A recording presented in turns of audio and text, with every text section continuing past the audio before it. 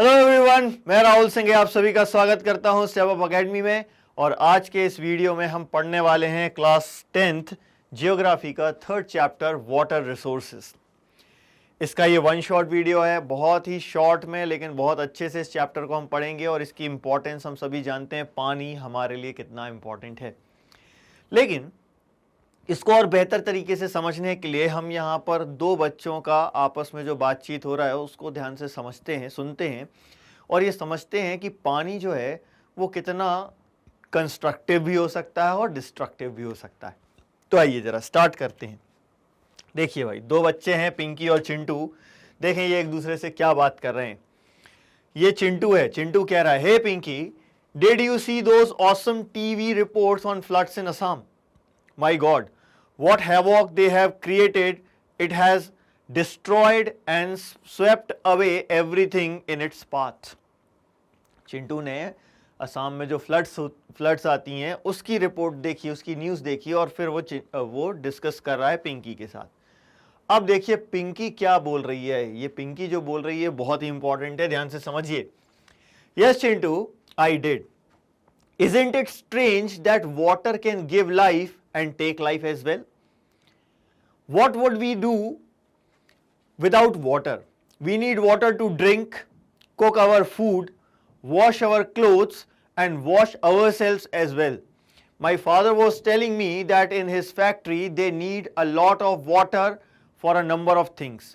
Did you know that they even need water for cooling the machines? In fact, the factory runs on the power supplied by the hydel power plant.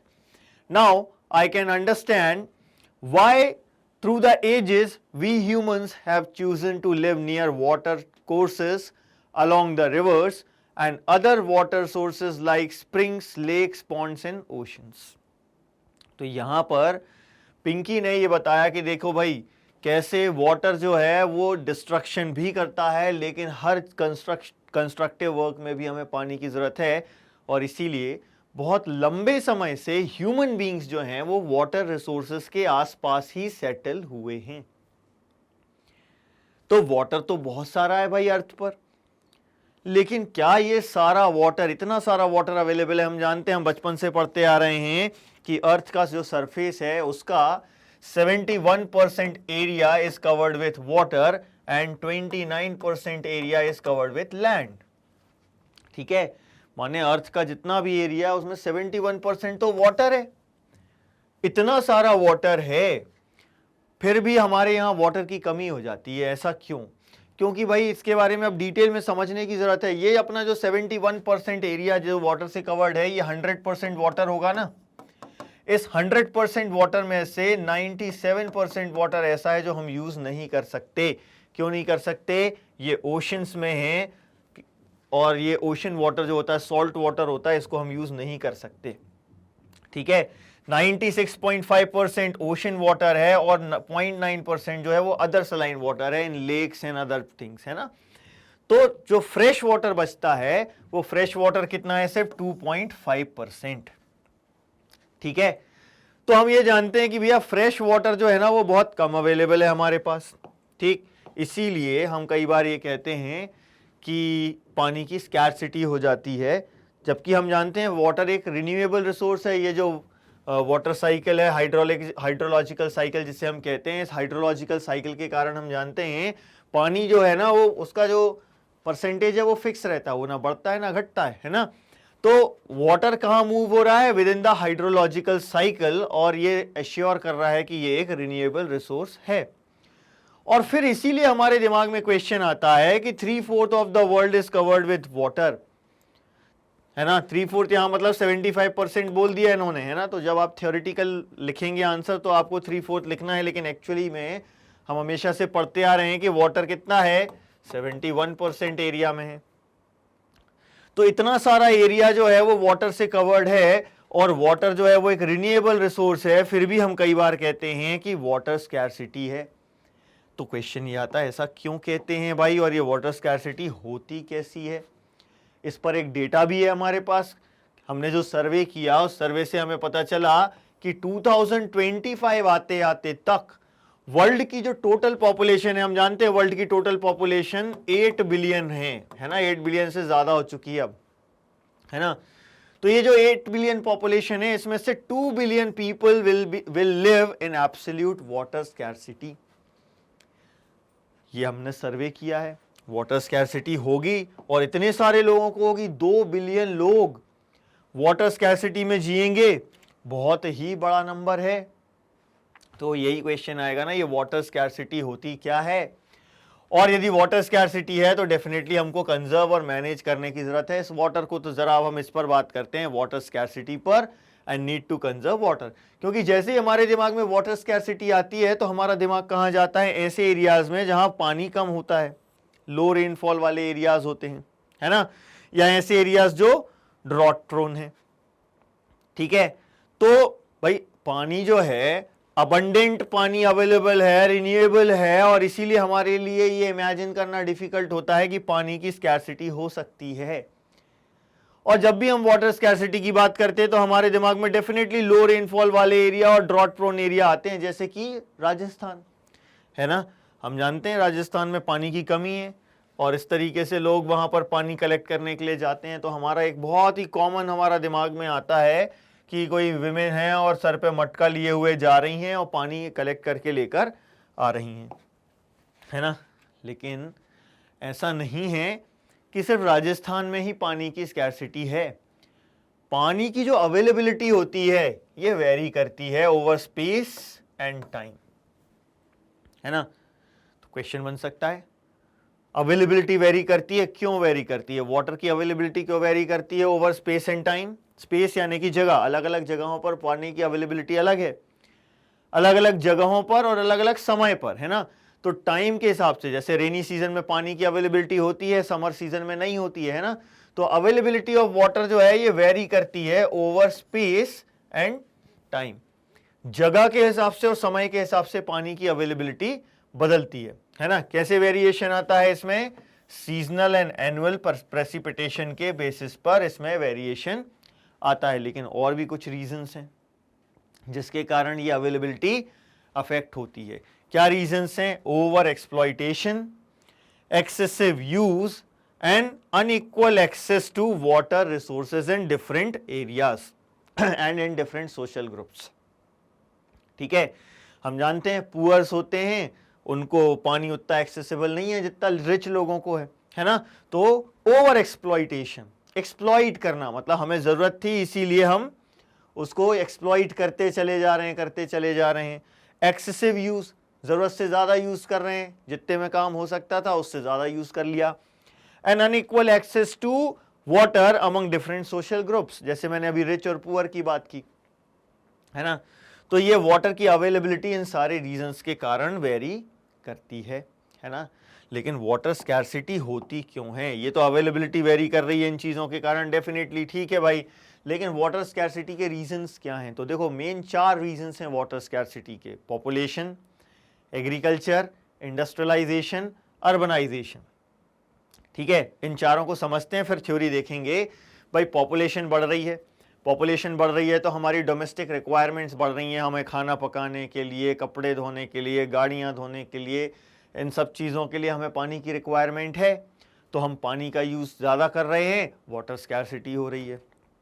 ठीक है, इसके अलावा हम क्या देखते हैं, और किन चीज़ों की रिक्वायरमेंट है हमको, पॉपुलेशन बढ़ रही है तो फूड ज़्यादा चाहिए, और फूड ज़्यादा चाहिए तो उसको इरिगेशन चाहिए पड़ेगा ज़्यादा फूड प्रोड्यूस करने के लिए, तो वाटर स्कैर्सिटी होगी, है ना।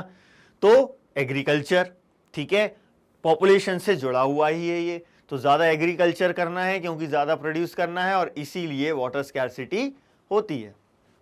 ठीक है, फिर आते हैं इंडस्ट्रियलाइजेशन की बात करते हैं। अभी हमने देखा, पिंकी कह रही थी इंडस्ट्रीज में बहुत ज़्यादा पानी की रिक्वायरमेंट होती है और उन इंडस्ट्रीज को चलाने के लिए हाइड्रो इलेक्ट्रिसिटी भी चाहिए। हालांकि हाइड्रो इलेक्ट्रिसिटी प्रोड्यूस करने में पानी नहीं लग रहा है, उसमें तो आपको क्या है, पानी गिराना है टरबाइन के ऊपर तो इलेक्ट्रिसिटी जनरेट हो रही है। लेकिन मशीन्स को कूल रखने के लिए पानी रिक्वायर्ड होता है और बहुत सारी जो प्रोसेसेस होती हैं उनको करने के लिए पानी रिक्वायर होता है। ठीक है, और ये जो इंडस्ट्रीज हैं इनमें पानी की रिक्वायरमेंट बहुत ज़्यादा बढ़ती चली जा रही है, तो पानी की क्वांटिटी कम होती जा रही है। एंड अर्बनाइजेशन, ज़्यादातर लोग कॉलोनीज में रह रहे हैं, कॉलोनीज में रह रहे हैं तो उनको कॉलोनीज में आप देखते हैं जनरली ये हर एक का खुद का पर्सनल, हर एक कॉलोनी का एक पर्सनल अंडरग्राउंड वाटर को पंप करने के लिए एक सिस्टम अलग ही लगा हुआ होता है, जिससे कि वाटर टेबल रिड्यूस होता चला जा रहा है।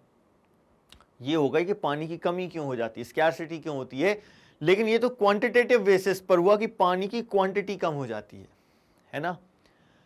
लेकिन एक और रीजन है क्वालिटेटिव, कई जगह पानी अवेलेबल है लेकिन वो इतना ज्यादा पोल्यूटेड है कि हम उसको यूज नहीं कर सकते।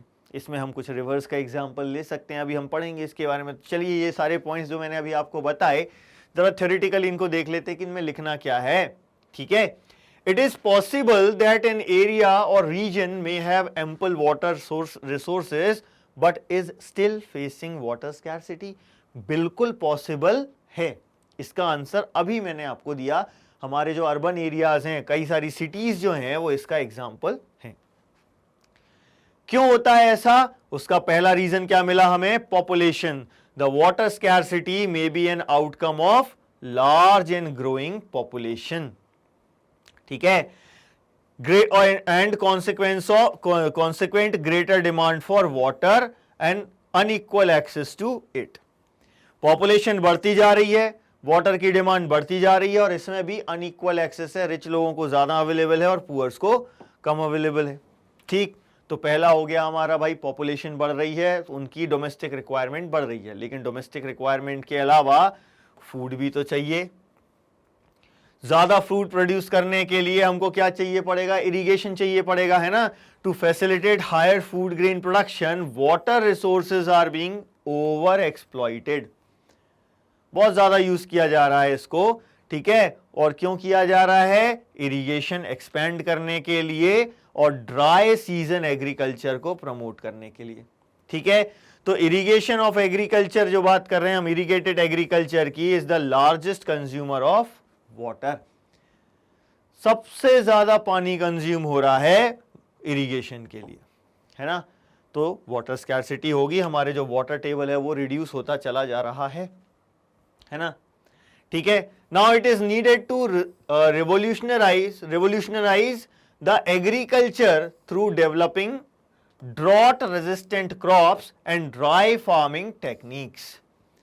ठीक है, इनको डेवलपमेंट करने की जरूरत है ताकि हम एग्रीकल्चर को रेवोल्यूशनराइज कर सकें। ठीक है, you may have seen in many television advertisement that most farmers have their own wells and tube wells in their farms for irrigation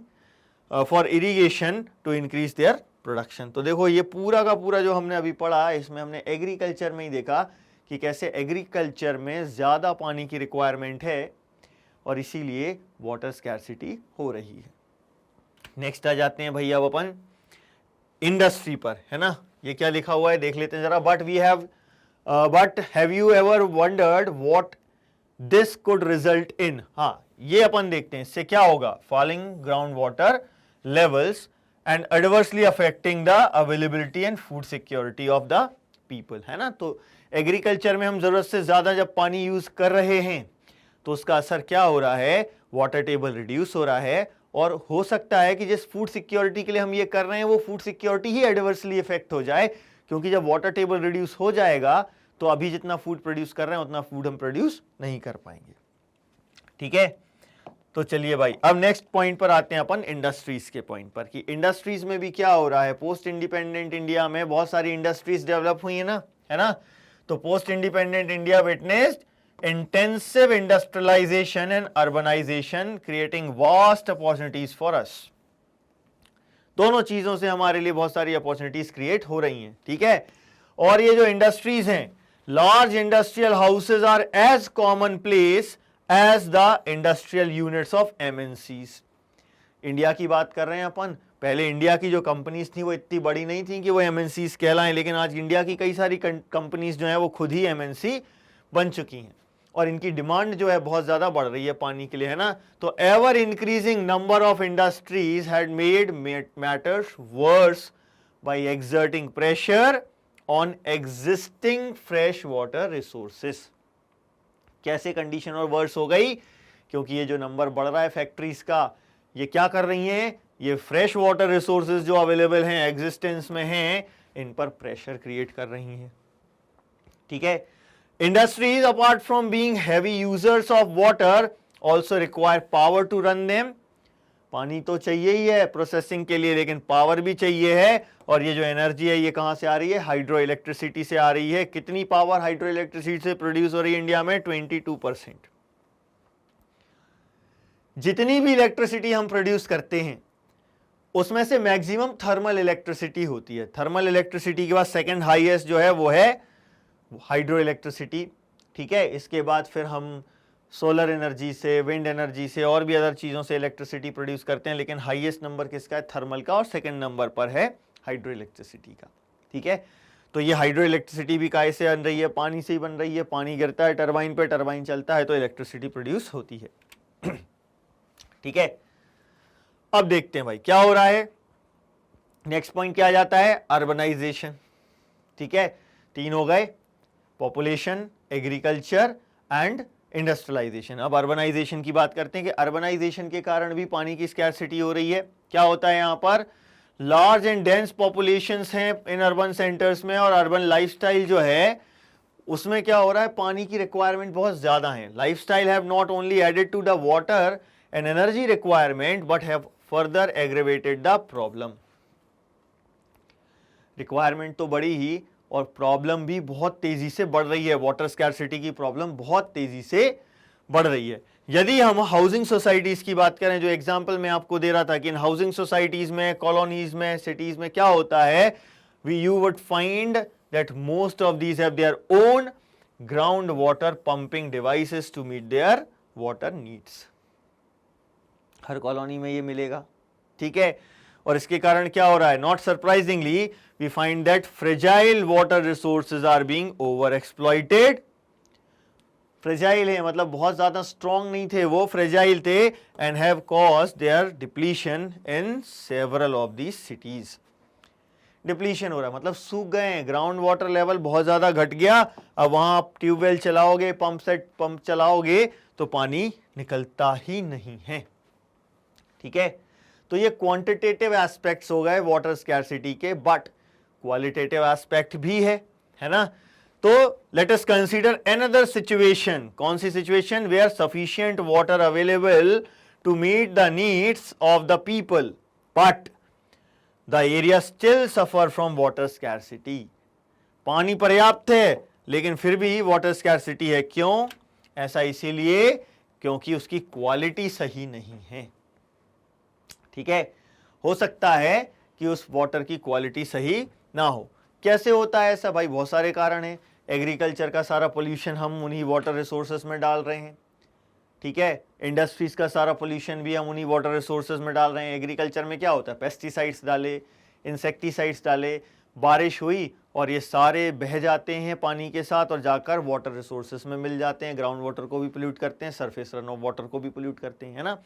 तो यही होता है यहां पर कि हमने क्या देखा है? There has been a growing concern that even if there is ample water to meet the need of the people, much of it may be polluted. कैसे? क्वेश्चन बन सकता है, कैसे पोल्यूट कर रहे हैं? Domestic and industrial waste. हमारे घर का जो डोमेस्टिक वेस्ट है वो भी इस पानी में जा रहा है और इंडस्ट्रियल वेस्ट भी पानी में जा रहा है। Chemicals, pesticides and fertilisers used in agriculture making it hazardous for human use.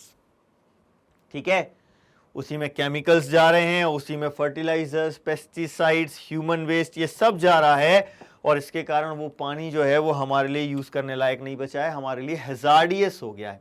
ठीक है, और इसीलिए गवर्नमेंट की ये जिम्मेदारी बनती है कि ये पोल्यूशन को रोकें। ऐसा करने से क्या होगा? हमारी वाटर स्कैरसिटी कम होगी क्योंकि कई जगहों पर पानी अवेलेबल है। ठीक है, इसके लिए गवर्नमेंट ने एक मिशन भी चलाया, जल जीवन मिशन। ठीक है, गवर्नमेंट ने क्या चलाया? जन जीवन मिशन। क्यों चलाया? To improve the quality of life and enhance the ease of living of the people. ठीक है, खासतौर से कहां पर? रूरल एरियाज में। यहां पर इन्होंने जल जीवन मिशन चलाया। क्या है ये जन जीवन मिशन? इसका गोल क्या है? enable every rural household get assured supply of portable piped water। कितना? कम से कम 55 litres per capita per day. Per capita यानी पर पर्सन, है ना, एक व्यक्ति के हिसाब से इतना पानी तो कम से कम हर गांव के हर घर में सप्लाई होना चाहिए। मतलब कि यदि किसी घर में 4 मेंबर्स हैं तो उनको कम से कम 220 लीटर पानी, 220 लीटर्स पानी तो उनको मिलना ही चाहिए। ठीक है, ये जल जीवन मिशन का एम है। ठीक है, ये गोल है इसका, तो हमको याद रखना है क्या है, assured supply of portable piped water at service level of 55 litres per capita per day regularly on long term basis. कैसे? By ensuring functionality of the tap water connections. हमारे घरों में गवर्नमेंट पानी सप्लाई करती है, नल कनेक्शन होता है, तो वो नल कनेक्शंस के थ्रू ये कह रहे हैं कि हर एक को कम से कम 55 लीटर पानी मिलना चाहिए पर पर्सन। ठीक है, और यही कारण है भैया कि आज बहुत से एरियाज में ये जो गवर्नमेंट की जो स्कीम्स हैं, इनके कारण बहुत से एरियाज में पानी अवेलेबल है, लेकिन पोल्यूशन तो बहुत हो रहा है। जैसे कि एग्जांपल लेते हैं इंडिया की रिवर्स का, कि India's reverse specially the small once have all turned into toxic streams. छोटी छोटी सी जो नदियां हैं वो टॉक्सिक स्ट्रीम्स में कन्वर्ट हो चुकी हैं, and even the big ones like Ganga and Yamuna are far from being pure. Yamuna तो बिल्कुल काली हो गई थी, बहुत ही बुरी हालत थी यमुना की, है ना। क्यों है? क्योंकि हम ही तो पोल्यूट कर रहे हैं। कैसे पोल्यूट कर रहे हैं? पोल्यूशन कैसे हो रहा है? पॉपुलेशन ग्रोथ से, एग्रीकल्चरल मॉडर्नाइजेशन से, अर्बनाइजेशन से, इंडस्ट्रियलाइजेशन से, इन्हीं सारी चीजों से पोल्यूशन हम कर रहे हैं। ठीक है, क्लियर है ये चीज? तो पोल्यूशन तो हो रहा है, वाटर स्कैर्सिटी तो है, क्वांटिटेटिव भी है, यानी कम क्वांटिटी में अवेलेबल है, और यदि कहीं अवेलेबल है तो क्वांटिटेटिव की जगह क्वालिटेटिव स्कैर्सिटी है, क्योंकि वो पानी यूज करने लायक नहीं है।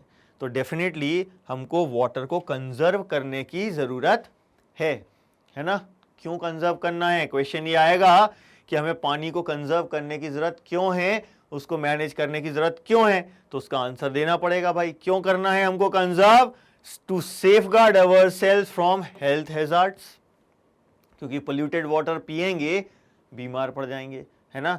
मैक्सिमम बीमारियां जो होती हैं वो पानी, जो साफ सुथरा पानी ना पीने से, कंटेमिनेटेड वाटर पीने से हो जाती है ना। जैसे डायरिया हो गया, बच्चों को उल्टी दस्त होने लगते हैं, है ना, और भी कई सारी बीमारी हैं टाइफॉइड जैसी, जो गंदा पानी पीने से या कंटेमिनेटेड वाटर पीने से हो जाती हैं। तो हमें अपने आप को हेल्थ हैजार्ड से बचाने के लिए वाटर को मैनेज करने की या कंजर्व करने की जरूरत है। दूसरा क्या? Ensure food security. पानी नहीं रहेगा तो फूड कैसे प्रोड्यूस करेंगे? तो फूड सिक्योरिटी एंश्योर करने के लिए एंड कंटिन्यूएशन ऑफ लाइवलीहुड के लिए हमको वाटर को कंजर्व करने की जरूरत है। ठीक है, प्रोडक्टिव एक्टिविटीज को कंटिन्यूअसली चलाने के लिए, है ना। अब ये जो हम लाइवलीहुड की बात कर रहे हैं ये इसी से जुड़ा हुआ है। यदि हम प्रोडक्टिव एक्टिविटीज में इन्वॉल्व हैं, मतलब हमारे पास लाइवलीहुड है और हमारी फूड सिक्योरिटी भी रहेगी। और लास्ट क्या? Prevent degradation of our natural ecosystem. बिना पानी के इकोसिस्टम पॉसिबल ही नहीं है ना। तो ये जो इकोसिस्टम है, इसको खत्म होने से, इसको डिग्रेड होने से बचाने के लिए भी हमको वाटर को कंजर्व करने की जरूरत है। ठीक भाई, क्लियर है ये चीज? तो हमें इसको बचाना होगा ओवर एक्सप्लॉइटेशन से और मिस मैनेजमेंट से, क्योंकि इससे क्या होता है? इससे वाटर स्कैर्सिटी होती है। ठीक है, तो over exploitation and mismanagement of water resources will impoverish this resource and cause ecological crisis that may have profound impact on our lives। ये होता ही है, हमारी लाइफ पर इसका बहुत बुरा असर होता है। यदि हमने मैनेज नहीं किया इन चीज़ों को तो हम सर्वाइव नहीं कर पाएंगे। तो हमें कंजर्व करने की ज़रूरत है। तो कैसे कंजर्व करते हैं? एक तरीका ये है मल्टीपर्पस रिवर प्रोजेक्ट्स। ठीक है, और दूसरा कुछ नेचुरल, जो हम हमेशा पहले से ट्रेडिशनल मेथड्स यूज करते आ रहे हैं, उनकी बात करेंगे। तो पहले हमको पढ़ना है मल्टीपर्पस प्रोजेक्ट्स के बारे में। भाई ये मल्टीपर्पस रिवर प्रोजेक्ट्स क्या होते हैं, इनके बारे में समझते हैं। लेकिन पहले ये देखते हैं भैया कि ऐसा नहीं है कि हमने पहले वाटर कंजर्वेशन कभी किया नहीं है। वाटर कंजर्वेशन हम पहले से करते आ रहे हैं, इसके प्रूफ हमें हिस्ट्री में मिल जाएंगे। कुछ आर्कियोलॉजिकल और हिस्टोरिकल रिकॉर्ड्स हैं जो ये शो करते हैं कि हम बहुत पहले से सोफिस्टिकेटेड हाइड्रोलॉजिकल स्ट्रक्चर्स बनाते चले आ रहे हैं वाटर कंजर्वेशन के लिए, जैसे कि डैम्स, जो कि स्टोन रबल्स से बनाए जाते थे, पत्थर के डैम्स बनाए जाते थे, ठीक है, रिजर्वायर्स बनते थे, लेक्स बनती थी, एम्बैंकमेंट्स बनते थे, ठीक है, एम्बैंकमेंट्स मतलब क्या, घाट टाइप के बना दिए, एंड कैनाल्स बनाई जाती थी इरिगेशन के लिए। लेकिन ये सब बोलने से काम नहीं चलेगा, एग्जाम्पल लेते हैं ना अपन, देखते हैं कुछ हिस्टोरिकल एग्जाम्पल्स, ठीक है। तो इसमें डैम्स का बहुत इंपॉर्टेंट रोल है, ठीक है, तो डैम्स के बारे में हम पढ़ेंगे, लेकिन पहले जरा कुछ हाइड्रोलॉजिकल स्ट्रक्चर्स की बात हम करते हैं। कौन से हाइड्रोलॉजिकल स्ट्रक्चर्स हैं, देखें, सबसे पहले श्रृंगवेरपुर जो इलाहाबाद के पास है, यहां हम कहते हैं कि हमको एक सोफिस्टिकेटेड वाटर हार्वेस्टिंग सिस्टम मिला, जो क्या कर रहा था, फ्लड वाटर को, गंगा रिवर में जो फ्लड्स आती थी उसके वाटर को चैनलाइज कर दे रहा था डिफरेंट डायरेक्शंस में, ताकि उसका यूज किया जा सके। फिर देखते हैं चंद्रगुप्त मौर्य के टाइम की बात करते हैं, इन्होंने भी अपने टाइम में डैम्स बनवाए, लेक्स बनवाए, इरिगेशन सिस्टम डेवलप किया। इसके रिकॉर्ड्स हैं हमारे पास, रिटन रिकॉर्ड्स हैं इसके, ठीक है। और ये तो सिर्फ हमारे नहीं, हम जानते हैं मेगास्थनीज आया था और उसने इंडिका नाम की बुक लिखी थी, उसमें इन सब चीजों का डिस्क्रिप्शन हमें मिलता है, ठीक है। Then evidence of sophisticated irrigation work also been found in Kaling, जो आज उड़ीसा कहलाता है, नागार्जुन कोंडा जो आज आंध्र प्रदेश कहलाता है, बेनूर जो आज कर्नाटका में आता है, कोल्हापुर जो महाराष्ट्र में आता है, ठीक है। इन सब जगहों पर भी हमें सोफिस्टिकेटेड इरिगेशन सिस्टम मिले। और देखिए भोपाल लेक, आर्टिफिशियल लेक है ये, one of the largest lakes, artificial lakes in world, one of the largest, है ना, लार्जेस्ट नहीं है, वन ऑफ द लार्जेस्ट है, ठीक है। इसके अलावा हौज खास जो दिल्ली में है, 14th सेंचुरी में ये बनाया गया, ठीक है। सीरी फोर्ट एरिया है, इल्तुतमिश ने ये बनवाया था। तो देखो हमेशा से हमारे यहाँ देखते आ रहे हैं कि हम वाटर को कंजर्व करने के लिए सोफिस्टिकेटेड सिस्टम्स बनाते चले आ रहे हैं, ठीक है। लेकिन इसमें सबसे ज़्यादा इंपॉर्टेंस किसकी है आज के टाइम में, डैम्स की, है ना। तो ये डैम्स क्या होते हैं और ये कैसे कंजर्वेशन में हेल्प करते हैं, ठीक है, इसके बारे में अपन को पढ़ना है। और ऐसा नहीं कि ये हम अभी बना रहे हैं, डैम्स तो ट्रेडिशनली बिल्ड होते आ रहे हैं, जो रिवर्स को इंपाउंड करते हैं, मतलब रिवर्स को बांध देते हैं और रेन वाटर को कंजर्व करते हैं, ताकि बाद में फील्ड्स को इरिगेट किया जा सके। लेकिन जरा हम ध्यान से पढ़ते हैं भैया कि ये डैम्स होते क्या हैं। अब डैम्स के बारे में अपन को डिटेल में पढ़ना है, ठीक है। तो अपन डैम की डेफिनेशन देखते हैं अब जरा। तो भाई डैम क्या होता है, देखो हम सभी ने डैम देखा होगा कहीं ना कहीं, यदि रियल लाइफ में नहीं देखा है तो मूवी में तो देखा ही होगा, है ना। तो डैम क्या होता है, इस तरीके से एक दीवार बना दी जाती है और उसमें से गेट्स लगा दिए जाते हैं ना, ये गेट्स क्या कहलाते हैं, स्पिलवेज कहलाते हैं, ठीक है। तो डैम क्या है, एक्चुअली में एक बैरियर है। डैम क्या है, एक बैरियर है। किस चीज के अक्रॉस है ये बैरियर, अक्रॉस रिवर, है ना। तो dam is a barrier across flowing water, है ना। अब जैसे मैंने रिवर बोल दिया, रिवर में फ्लोइंग वाटर है तो उसके लिए हमने बोला बैरियर, है ना। तो a dam is a barrier across flowing water. अब ये बैरियर क्या करता है, ये ऑब्स्ट्रक्ट करता है, डायरेक्ट करता है या रिटार्ड करता है फ्लो को। ऑब्स्ट्रक्ट करता है मतलब फ्लो को रोकना, डायरेक्ट करता है मतलब डायरेक्शन, डिफरेंट डायरेक्शन दे देना, एंड रिटार्ड्स यानी उसके फ्लो को कंट्रोल करना, कम या ज्यादा करना, है ना। तो ये डैम की डेफिनेशन हो जाएगी, a dam is a barrier across flowing water that obstructs, directs and retards the flow, often creating a reservoir, lake और इम्पाउंडमेंट, है ना। ये पीछे क्या बन जाता है, एक रिजर्वायर, फ्लो और रिजर्वायर और लेक और इम्पाउंडमेंट कहते हैं अपन इसको, ठीक है। अब जनरली लोग क्या कहते हैं कि डैम अपन जनरली मानते हैं इस दीवार को, बैरियर को, और डेफिनेशन के हिसाब से भी ये दीवार ही जो है ना ये डैम है। लेकिन अब एनसीईआरटी में क्या दिया हुआ है कि डैम जो है it refers to reservoir then the structure. ये कह रहे हैं कि ये स्ट्रक्चर की जगह ये जो रिजर्वायर बना है ये डैम कहलाता है ना। तो अपन दोनों चीजें याद रखेंगे, अपन एनसीईआरटी में जो लिखा है उसको निगलेक्ट नहीं कर सकते हैं। दोनों चीजें दी हुई हैं, बैरियर भी है और ये रिजर्वायर भी है, ठीक है। अब ये जो डैम्स होते हैं इसमें क्या होते हैं, स्पिलवे होते हैं, इनको वियर कहते हैं। इनसे पानी बहता है या तो इंटरमिटेंटली यानी इंटरवल्स पर या कंटिन्यूसली, ठीक है। ये डिपेंड करता है कि वहाँ कितना पानी है और हमारी रिक्वायरमेंट क्या है उसके हिसाब से, ठीक। कई बार ऐसा होता है डैम का एक आध गेट खुला हुआ है कंटिन्यूसली, एक डैम से पानी बह रहा है, फिर ज़्यादा हो जाता है तो 2 खुल जाते हैं, 3 खुल जाते हैं, ऐसे चलता है इसमें, है ना। और इसका क्लासिफिकेशन भी होता है। डैम्स जो हैं स्ट्रक्चर, इंटेंडेड पर्पस और हाइट के बेसिस पर क्लासिफाई किए जाते हैं, ठीक है। तो पहले जैसे हम स्ट्रक्चर की बात करें और मटेरियल यूज्ड की बात करें, इसके बेसिस पर डैम्स किस टाइप के होते हैं। एम्बैंकमेंट डैम्स होते हैं, या इन्हीं एम्बैंकमेंट डैम्स को हम मेशनरी डैम्स कहते हैं, जो पत्थरों से बनाए जाते हैं, ठीक है। और टिम्बर डैम्स होते हैं जो लकड़ी से बनाए जाते हैं। बहुत से लोगों ने आप में से देखा होगा टिम्बर डैम, किसी ने असलियत में नहीं देखा तो बाहुबली मूवी में तो सभी ने देखा ही होगा भाई, है ना, कि कैसे लकड़ियों से डैम बनाया हुआ था, ठीक है। अब इनके कई सारे सब टाइप्स भी होते हैं, सब टाइप्स भी इनके होते हैं, ठीक। दूसरी चीज क्या, हाइट के बेसिस पर डैम्स, पहले तो हम 2 कैटेगरीज में डिवाइड कर देते हैं, large dams and major dams, लेकिन ये उतना क्लियर नहीं रहता। तो दूसरा क्लासिफिकेशन जो सबसे आसान लगता है अपन को, low dams, medium dams and high dams, ठीक है। ये डैम्स का क्लासिफिकेशन होता है, ठीक। अब ये जो डैम्स हैं, इन्हीं डैम्स को ही हम मल्टीपर्पस प्रोजेक्ट्स कहते हैं। क्यों कहते हैं, क्योंकि किसी एक पर्पस के लिए ये डैम्स नहीं बनाए जा रहे हैं, ठीक है, मल्टीपर्पस के लिए बनाए जा रहे हैं। तो इंडिया में देखो ढेर सारे डैम्स हैं, इनमें से कुछ डैम्स आपको मार्क करने के लिए आएंगे, जैसे कि ये नागार्जुन सागर, ठीक है, कृष्णा रिवर पर बना हुआ है। सरदार सरोवर डैम नर्मदा रिवर पर बना हुआ है। सलल प्रोजेक्ट जो चंबल नदी पर, चिनाब नदी पर है। भाखरा नंगल डैम जो कि सतलुज रिवर पर है। तेहरी डैम जो कि गंगा नदी पर है, ठीक है।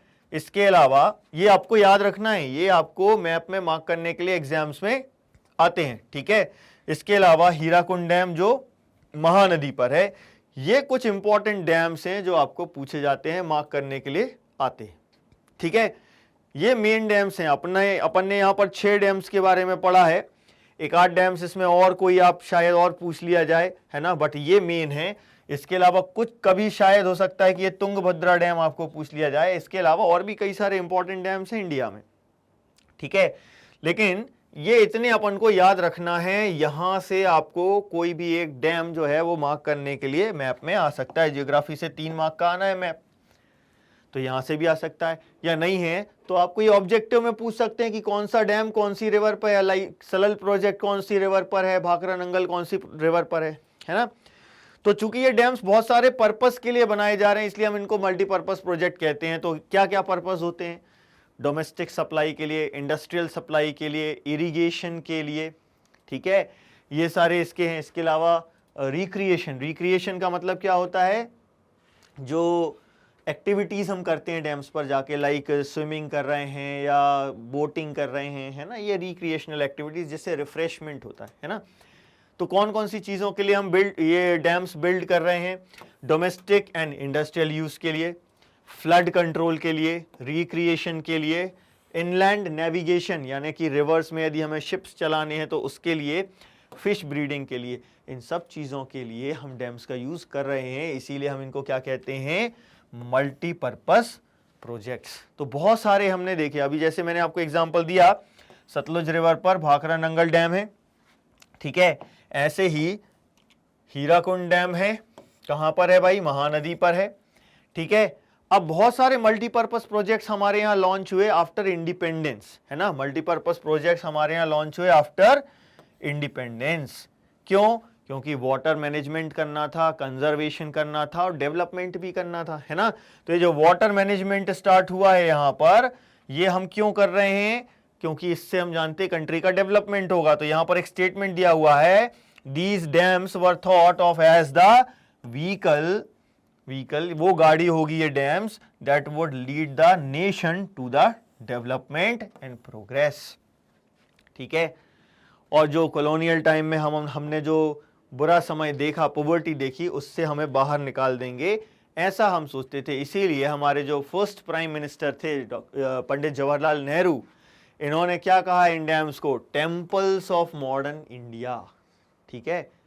एक तरफ हम कह रहे हैं vehicles that would lead the country to development and progress, लेकिन इन्होंने तो उससे और आगे बढ़ गए, इन्होंने कहा ये टेम्पल्स ऑफ मॉडर्न इंडिया हैं। क्यों है ये टेम्पल्स ऑफ मॉडर्न इंडिया? ये कह रहे हैं कि भैया ये देश में गांव का भी विकास करेंगे, शहर का भी विकास करेंगे। रूरल एरियाज में इरिगेशन के लिए वाटर सप्लाई करेंगे तो फूड प्रोडक्शन बढ़ेगा, और अर्बन एरियाज में इंडस्ट्रीज को वाटर सप्लाई करेंगे, है ना। तो ये कह रहे हैं क्या रीजन है इनको टेम्पल कहने का? The reason being that it would integrate development of agriculture and the village economy with rapid industrialization and growth of urban economy। समझे? इसीलिए जवाहरलाल नेहरू ने इनको क्या कहा? Temples of modern India. लेकिन आज के समय में इन डैम्स को क्रिटिसाइज किया जा रहा है बहुत सी चीजों के लिए, ठीक है। तो ये जो मल्टीपर्पज प्रोजेक्ट्स हैं, रिसेंटली हम ये देख रहे हैं कि ये they have come under great scrutiny and opposition from various reasons. अब कौन कौन से रीजंस के लिए इनको क्रिटिसाइज किया जा रहा है, स्क्रूटनी की जा रही है? बहुत सारे रीजन है, कम से कम 10-12 रीजन हम यहां पर पढ़ने वाले हैं। तो ध्यान से सुनिएगा भाई। सबसे पहला रीजन हम देखते हैं कि जब हम डैम बना देते हैं तो ये जो रिवर फ्लो हो रही है उसका नेचुरल फ्लो रिड्यूस हो जाता है।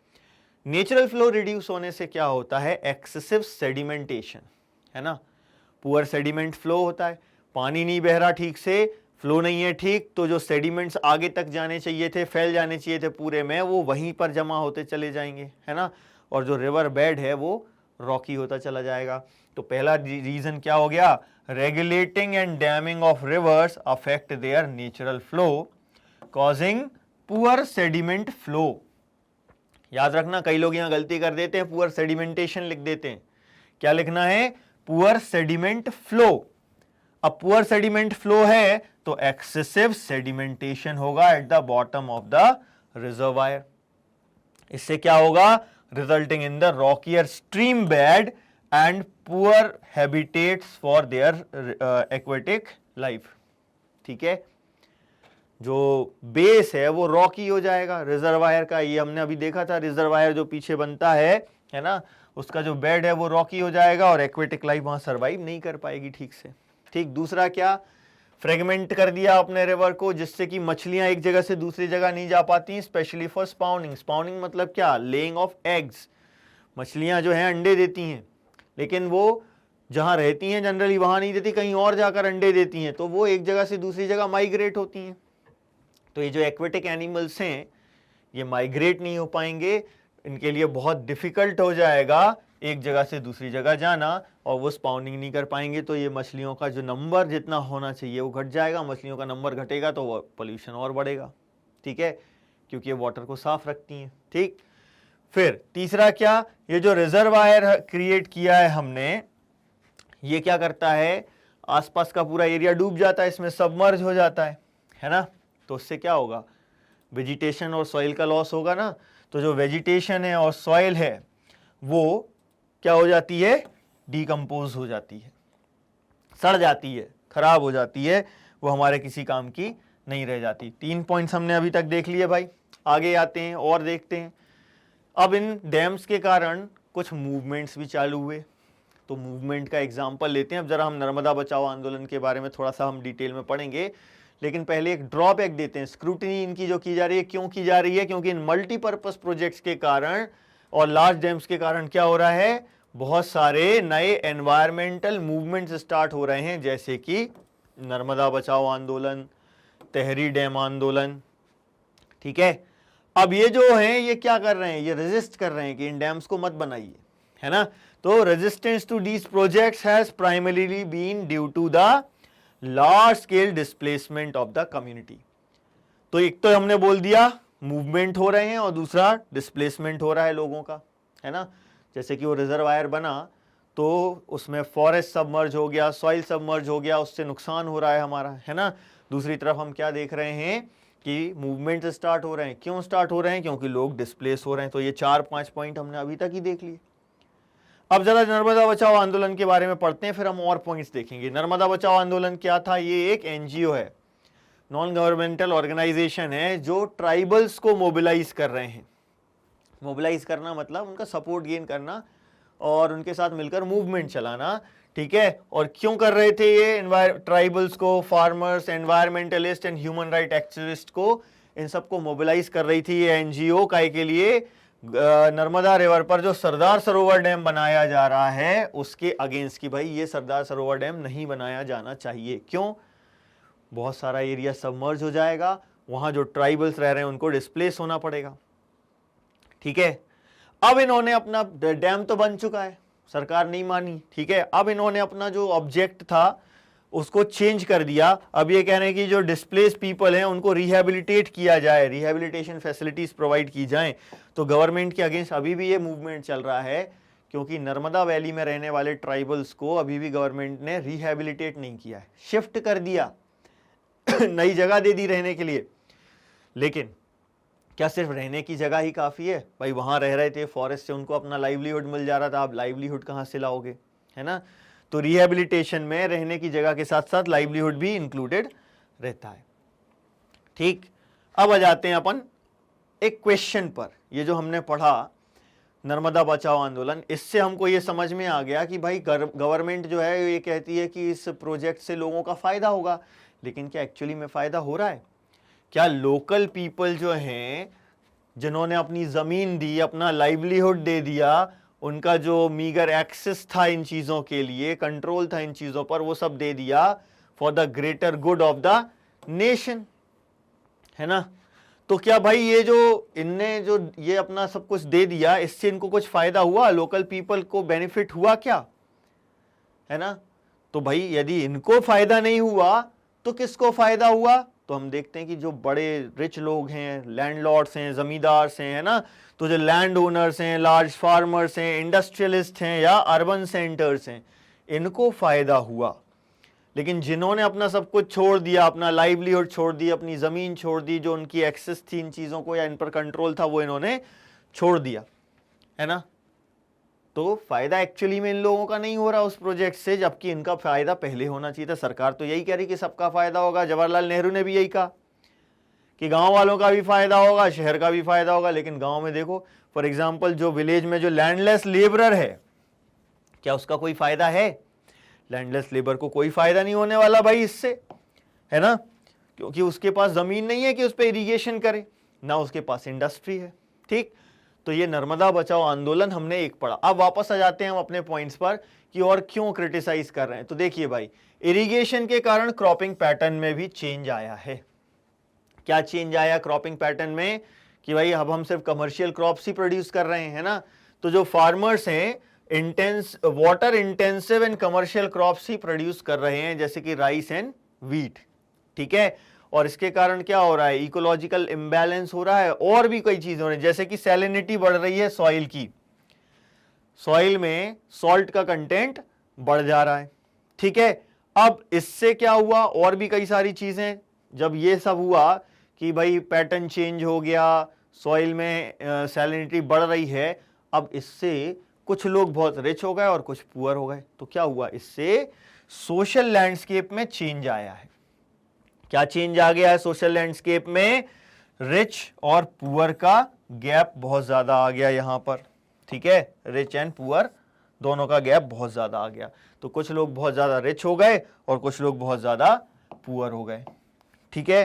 तो ये एक चेंज आ गया, ठीक। इसके अलावा देखिए भाई और क्या क्या चेंजेस हैं। देखो बहुत सारे चेंजेस हैं, अपन कई सारी चीजें इसमें नहीं भी देखेंगे ना, आप खुद सोचेंगे, खुद दिमाग लगाएंगे, तो कई सारे जो ड्रॉबैक्स हैं डैम्स के, वो आप खुद बता पाएंगे। आपने थोड़ा बहुत इतना पढ़ रखा है कि आप ये आंसर कर सकें, ठीक है। तो देखते हैं भाई आगे क्या हुआ। ये डैम्स जो हैं ये कॉन्फ्लिक्ट क्रिएट कर रहे हैं लोगों के बीच में, खास तौर से जो डिफरेंट तरीके से डैम के पानी का यूज करना चाह रहे हैं, है ना। तो conflict between people wanting different uses and benefits from the same water resource, जैसे कि गुजरात का एग्जांपल दिया हुआ है। साबरमती बेसिन में जो फार्मर्स थे वो पानी चाह रहे थे, एजिटेट कर रहे थे, और इवन उन्होंने तो राइट ही कॉज कर दिया, दंगा फसाद ही कर दिया कि भैया ये जो पानी डैम से मिल रहा है उसमें प्रायोरिटी किसको दी जा रही है? अर्बन एरियाज को।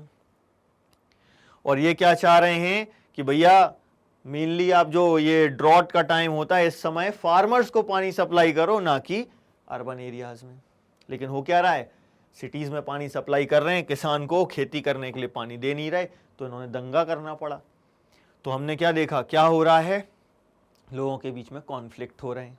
ठीक है, लोगों का तो ठीक है, स्टेट्स के बीच में कॉन्फ्लिक्ट हो रहे हैं, है ना। इंटरस्टेट वाटर डिस्प्यूट्स भी हैं, कावेरी रिवर डिस्प्यूट इसका एग्जांपल है, कर्नाटका इन तमिलनाडु के बीच में। तो ये एक और ड्रॉबैक है इसका, इंटरस्टेट डिस्प्यूट्स भी हो रहे हैं।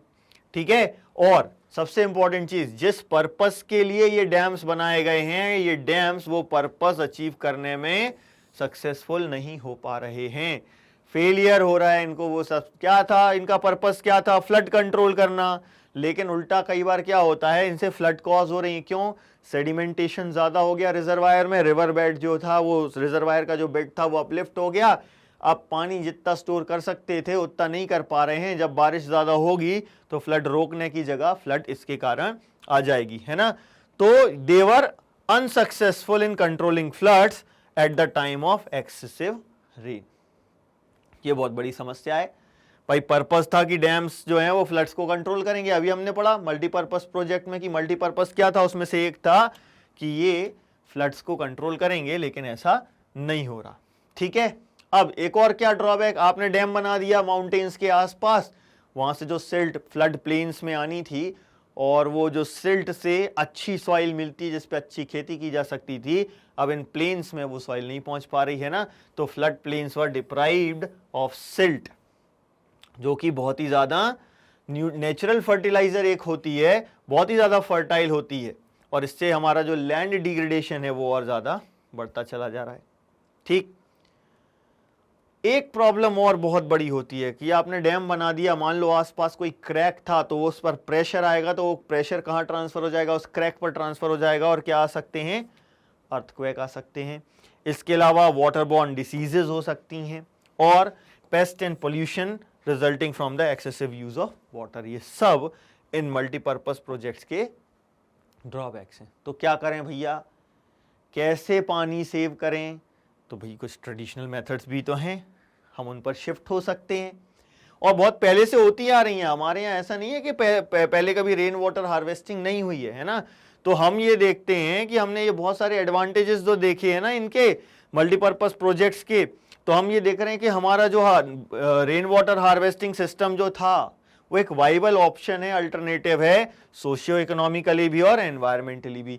अब इसमें कुछ एग्जांपल्स देखते हैं, कौन कौन से ऐसी मेथड्स हैं जिससे हम रेन वाटर हार्वेस्टिंग कर सकते हैं। ठीक है, तो देखते हैं भाई, एंशिएंट इंडिया में कुछ ऐसे रेन वाटर हार्वेस्टिंग के जो हमने हाइड्रोलिक स्ट्रक्चर्स पढ़े, उन हाइड्रोलिक स्ट्रक्चर्स के अलावा कुछ मेथड्स की हम बात करते हैं कि लोगों ने डेवलप की थी। क्यों डेवलप की थी, उनको नॉलेज था, किन चीजों का नॉलेज था जिसके कारण ये मेथड्स हुई थी। अभी ये मेथड्स हम पढ़ेंगे, है ना, कुल्स और गुल्स के बारे में, खादिन्स एंड जोहात्स के बारे में, रूफटॉप रेन वाटर हार्वेस्टिंग, ये सब मेथड्स हैं। लेकिन ये मेथड्स कैसे डेवलप की, because of the in depth knowledge of rainfall regimes, soil types, है ना। इन चीजों के बेसिस पर उन्होंने क्या डेवलप किया, wide ranging techniques to harvest rain water.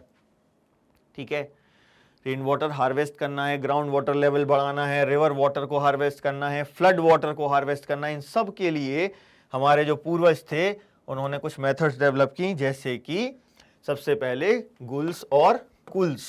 ये कहाँ होते हैं, वेस्टर्न हिमालयाज में। क्या करते हैं, ये माउंटेन एरियाज में ऐसे नालियां टाइप की बना लेते हैं और उनको इस एक तालाब जैसे एक एरिया से कनेक्ट कर देते हैं। तो पहाड़ों में जब बारिश होती है तो पूरा पानी आकर यहाँ स्टोर हो जाएगा। मतलब ये कुल्स और गुल्स क्या हैं, तालाब हैं जहाँ पर पहाड़ों से पानी आता है। ठीक है, सॉरी, कुल्स या गुल्स क्या हैं, वो नालियां हैं जो इस तालाब तक पानी ला रही हैं। ठीक है, तो ये कुल्स और गुल्स बनाते हैं जनरली हिमालयास में, ये इसका पानी यूज किया जाता है एग्रीकल्चर के लिए। फिर रूफटॉप रेन वाटर हार्वेस्टिंग हम जानते हैं, ये कि छत पर पानी जो आ रहा है उसको हम कलेक्ट करते हैं। कैसे, उसमें एक स्लोपिंग रूफ होती है, हल्की सी स्लोप होती है ना, फ्लैट होती है लेकिन हल्का स्लोप होता है, कि यहाँ से एक पाइप होता है, ये पाइप से ये पानी जो है ये कहाँ जाएगा, इस वॉल्व में जाएगा और इस वॉल्व से चला जाएगा इस टैंक में। ठीक है, या फिर उसको सीधा ग्राउंड से कनेक्ट कर देंगे तो इन्फिल्ट्रेशन डायरेक्टली ग्राउंड वाटर में हो जाएगा।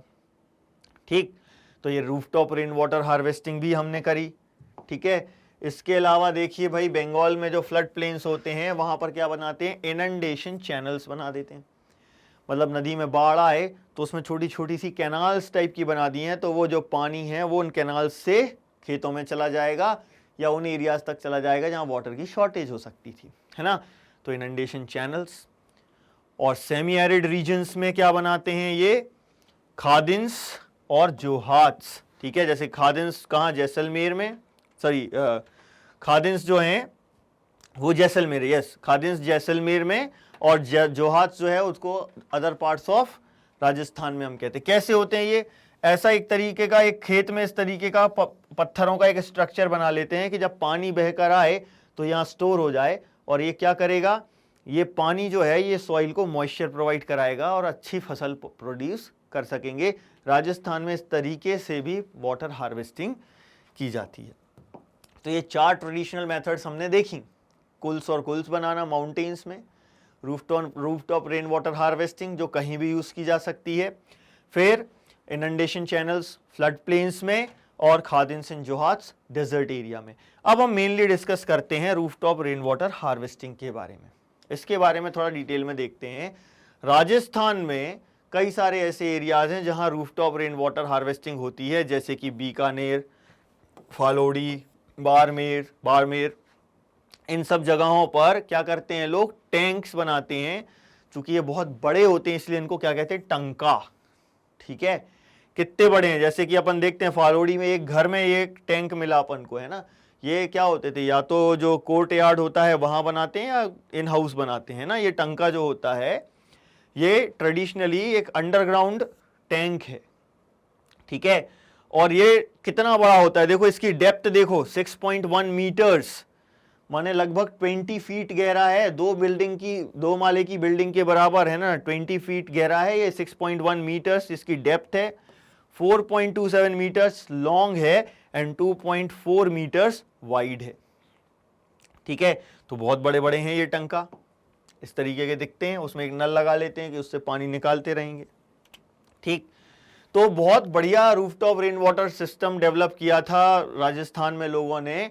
और ये घर में जो कोर्टयार्ड होता है जनरली, वहां पर इस तरीके के ये टंकास जो हैं ये बनाते थे, ठीक।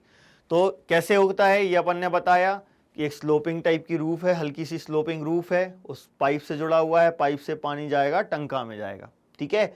लेकिन याद रखना, पहली बारिश का पानी ये इकट्ठा नहीं करते। क्यों नहीं करते, पहली बारिश में पूरा जो पाइप और छत वगैरह है वो सब साफ हो जाएगा, तो फर्स्ट वाली बारिश का पानी ये टंका में कलेक्ट नहीं करते, उसको निकल जाने देते हैं। और जैसे ही सब्सिक्वेंटली आगे और बारिश होती है वो पानी जो है वो कलेक्ट किया जाता है, ठीक है।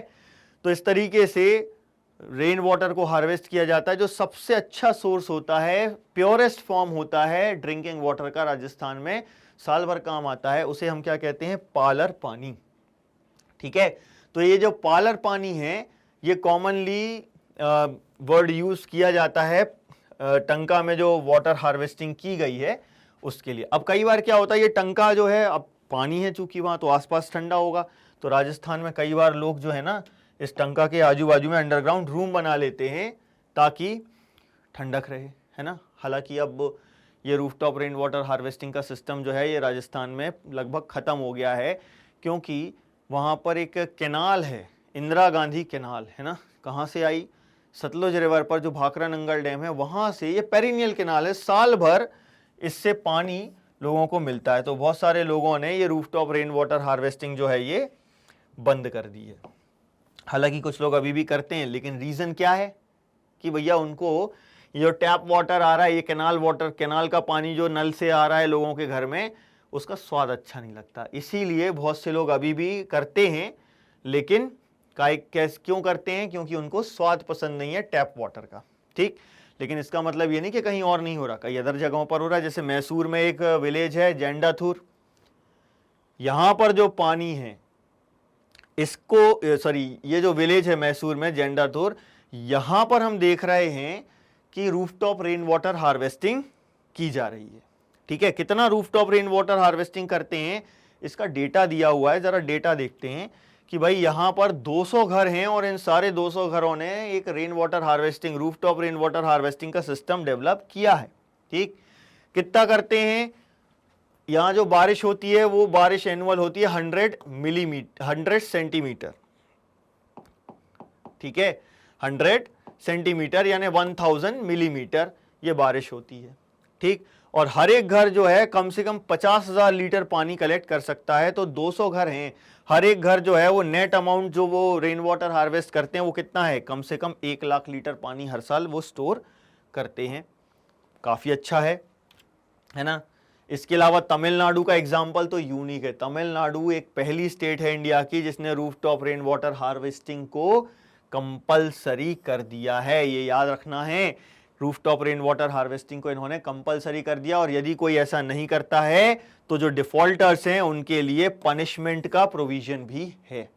ठीक, अब ये तो रूफटॉप रेन वाटर हार्वेस्टिंग हो गई, लेकिन इसके अलावा भी कई तरीकों से वाटर हार्वेस्टिंग की जाती है। जैसे कि मेघालय का एक एग्जाम्पल अपन देखते हैं कि 200 साल पुराना एक सिस्टम है जहां पर जो नेचुरल स्प्रिंग्स होते हैं माउंटेन्स में और हिल्स में, वहां से 18 से 20 लीटर पानी जो निकलता है वो कहां पहुंच जाता है, पाइप्स के थ्रू। देखो, इन पाइप्स के थ्रू ये पेड़ तक पहुंचाया जाता है, वहां ड्रॉप करके 15 से 20 बूंदों के रूप में ये पानी पहुंच जाता है और इसको डिफरेंट तरीके से उसको कंट्रोल करते हैं, इसके फ्लो को कंट्रोल किया जाता है। ठीक है, तो ये जो सिस्टम्स हमने देखे रूफटॉप रेन वाटर हार्वेस्टिंग के और अदर जो सिस्टम देखे, बहुत इंपॉर्टेंट है, ये हमको याद रखना है। ठीक है, तो यहां हमारा चैप्टर कंप्लीट होता है। हमारा ये चैप्टर आपको कैसा लगा, ये वीडियो कैसा लगा, हमें हमारे कमेंट सेक्शन में ज़रूर बताएं और इन सारे कोर्सेज के डिटेल्ड वीडियोस के लिए हमारे साथ जुड़े रहें। Thank you very much.